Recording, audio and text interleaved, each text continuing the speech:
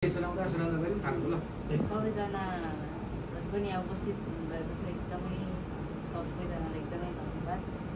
यसरी आफ्नै छोरी चेली मानेर अब मलाई यहाँ बोलाइदिनु भयो। आफ्नै हो नि आफ्नै हो नि मानेर हैन नि हजुर गल्ती भयो। अलिकति मिस्टेक मात्रै भयो। सही कुरा भलाइ त्यही हो बोल्नु पर्छ।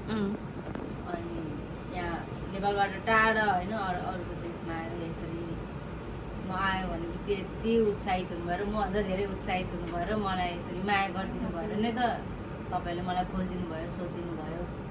अनि यो नै मेरो लागि एकदमै ठुलो कुरा हो। सबैजनाले आशीर्वाद दिनुभयो र म यो ठाउँमा पुगेको छु र तपाईँहरूकै आशीर्वाद अझै पनि चाहिन्छ मलाई।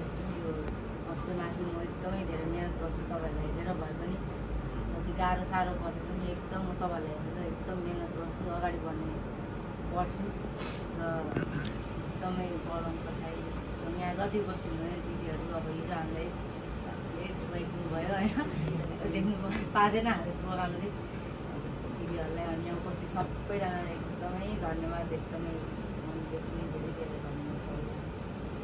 ल थ्याङ्क यू।